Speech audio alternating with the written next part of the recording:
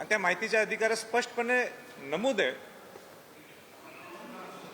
की वाघ्या कुत्र हे त्यांच्या प्रोटेक्टेड साईट सुरक्षित स्मारकामध्ये कुठेही नोंद नाही आहे.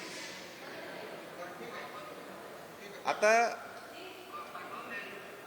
हे वाघ्या कुत्र्याचं स्मारक हे 1936ला पूर्ण झालं आणि 1936च्या नंतर 2036ला जर हे स्मारक जर काढलं नाही तर ते प्रोटेक्टेड मॉन्युमेंट म्हणून त्याची ओळख केली जाईल, हे सुद्धा या माहितीच्या अधिकार त्यांनी नोंद केलेलं आहे. आणि म्हणून हा विषय मी घेतलेला आहे. अनेक शिवभक्तांनीच तो पूर्वी विषय हा घेतलेला आहे, पण दुर्दैवाने त्याच्यावर न्याय मिळाला नाही आणि म्हणून ही लाईन ही घेतली आहे. कुठल्याही ऐतिहासिक संदर्भ नाही आहे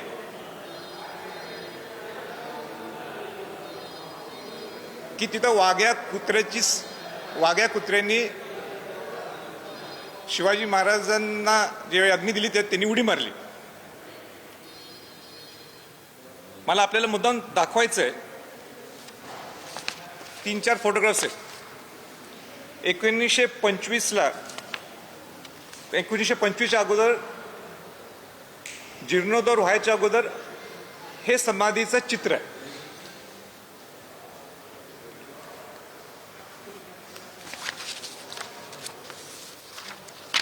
हे त्याचं दुसरं चित्र आहे.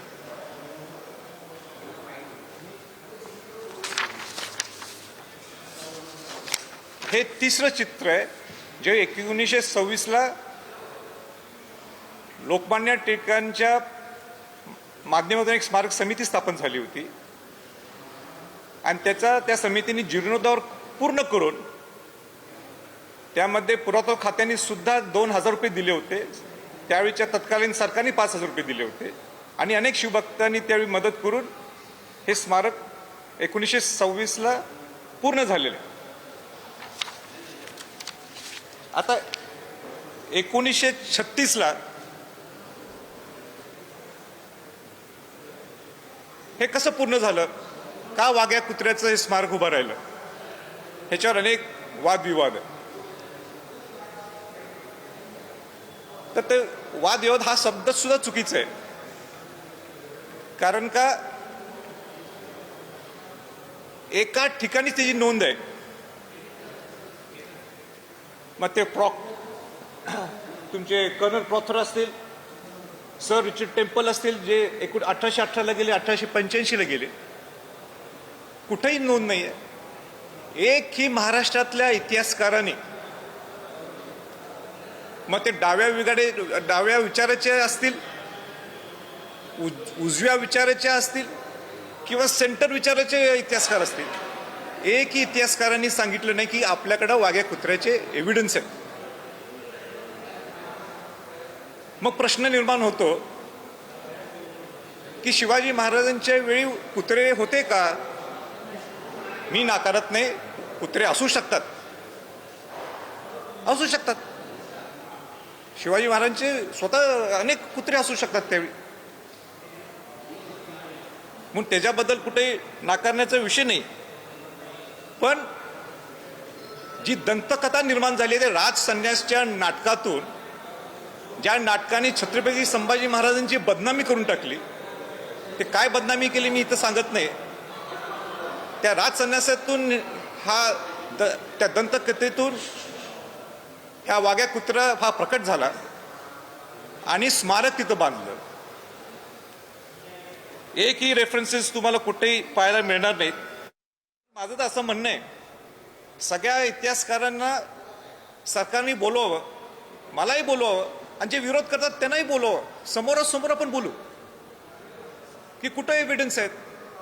मला सांगा, कोणाला आवडेल का की त्या वाघ्या कुत्र्याची स्मारकाची उंची सुद्धा शिवाजी महाराजांच्या स्मारकापेक्षा उंच आहे?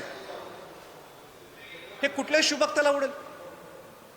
शिवभक्ताने अनेक मावळ्यांनी बलिदान दिलं शिवाजी महाराजांनी जे हिंदवी स्वराज्य स्थापन केलं होतं त्याच्यासाठी, त्यांच्या समाधीचा अजून कुठं उल्लेख होत नाहीये किंवा माहीत नाहीत कुठं आहेत. आणि वाघ्या कुत्र्याची स्मारक उभा राहील. आता दुर्दैवाने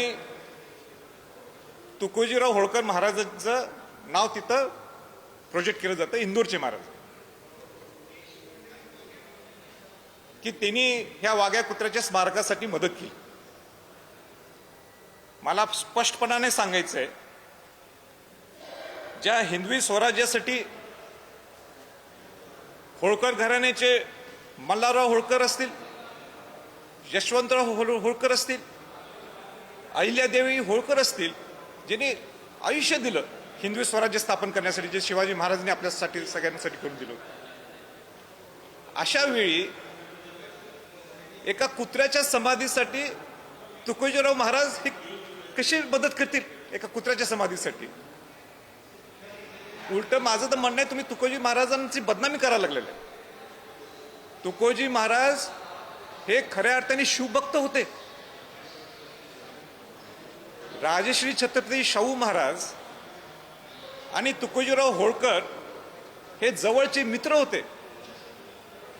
पहिलं शिवाजी महाराजांचं जे स्मारक ग्रंथ जे प्रकाशित झालं कृष्णराव किर्लोस्करांचं, त्याचे पहिले मराठी कॉपीज हे तुकोजीराव होळकर महाराजांनी स्वतः विकत घेतले आणि पूर्ण देशभरात जिथे जिथे संग्रहालय तिथे तिथे त्यांनी पोच केल्या. त्याच्या पुढे जाऊन मला सांगायचंय की याच मराठी स्मारक ग्रंथ, शिवाजी महाराजांच्या मराठी स्मारक ग्रंथाचं इंग्रजीमधली भाषांतर हे जर कोणी करून घेतलं असतं तर तुकोजीराव महाराज होळकर यांनी करून घेतलं. हे किती मोठे शिवभक्त होते ह्याच्यावरूनच तुम्ही समजून घ्या आणि ते कशा पद्धतीने कुत्र्याच्या संपत्तीसाठी मदत करतील. आणि म्हणून हा चुकीचा इतिहास तुकोजीराव होळकर महाराजांचा सुद्धा हे पुढं आणतात, हे खरं दुर्दैव आहे. मला वाईट वाटते, पण मला मुद्दाम सांगायचं या प्रसंगी की छत्रपती घराण्याचं आणि होळकर कुटुंबांचं ऋणानुबंध संबंध आहेत. राजश्री छत्रपती शाहू महाराज आणि तुकोजी महाराज तर मित्र होतेच, पण त्याच्या पुढचा टप्पा मला सांगायचा आहे की राजश्री छत्रपती शाहू महाराजांच्या जनक बहीण चंद्रप्रभा घाडगे यांचा विवाह तुकोजीराव होळकर महाराजांचे चिरंजीव यशवंतराव होळकरशी केला. पहिला आंतरजातीय विवाह छत्रपती शाहू महाराजांनी घडवून आणला. माझे आजोबा छत्रपती शहाजी महाराजांनी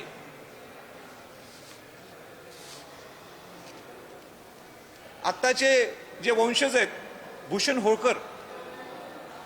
होळकरांचे आजोबा श्रीमंत शिवनारायणराव होळकर यांचं लग्न जुन्या राजवाड्यात स्वतः शहाजी महाराजांनी घडवून आणलं.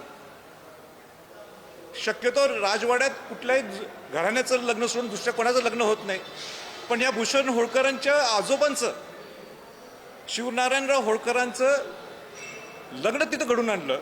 म्हणजे छत्रपती घराण्याचे आणि होळकर घराण्याचे किती जुने संबंध हे मला या प्रसंगी मुद्दाम सांगायची गरज नव्हती, पण मला सांगणं मी उचित समजतो.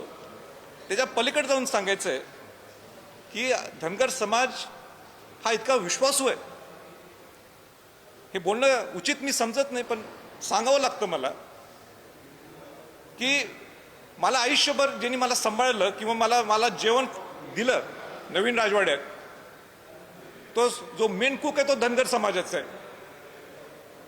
आयुष्य त्यांनी तिथं नवीन राजवाड्यात काढलं. माझा सेवक जो माझा चालक आहे तो इतका विश्वासू आहे, तो धनगर समाजाचा. आज मी शहाजीराजेंना आमच्या चिरंजीवनं तोच ड्रायव्हर दिलेला आहे. माझा अंगरक्षक हा दुसरा कुठला नाही आहे, हा धनगर समाजाचा आहे. म्हणजे इथं कुठं जातीचा विषयच नाही, विषय तर डायव्हर्ट करायला लागलेत. आपल्याला वाघ्या कुत्र्याचं स्थलांतर करू शकतो आपण.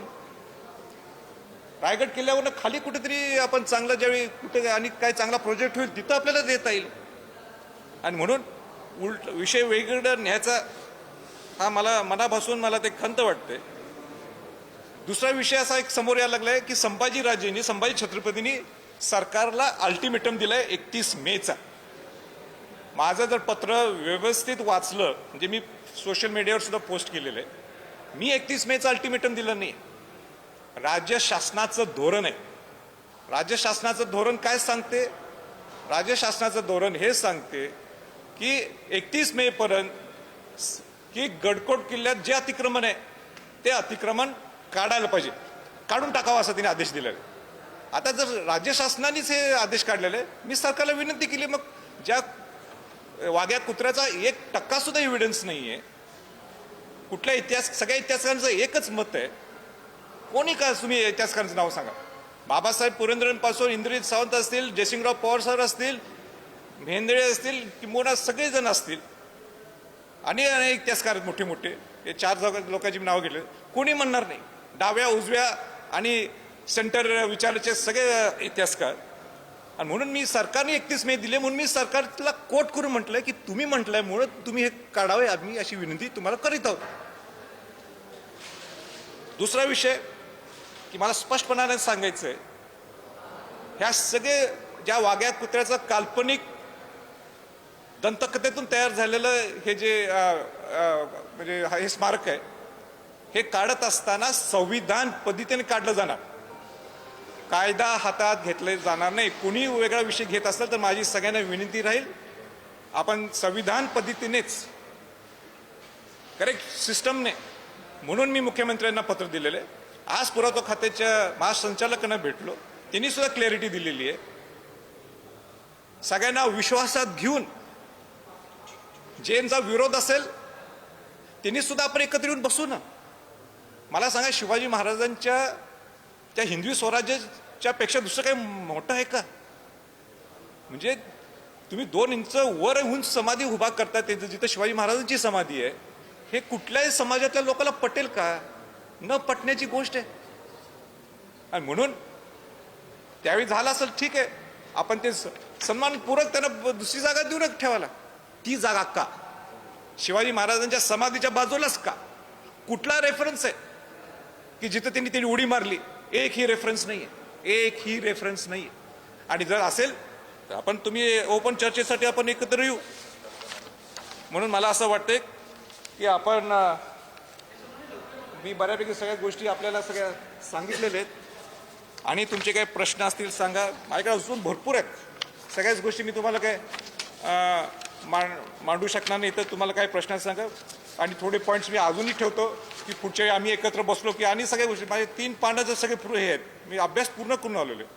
अर्धवट सांगणार नाही, अर्धवट बोलणार नाही, का हा शिवाजी महाराजांच्या संबंधितला असणारा विषय.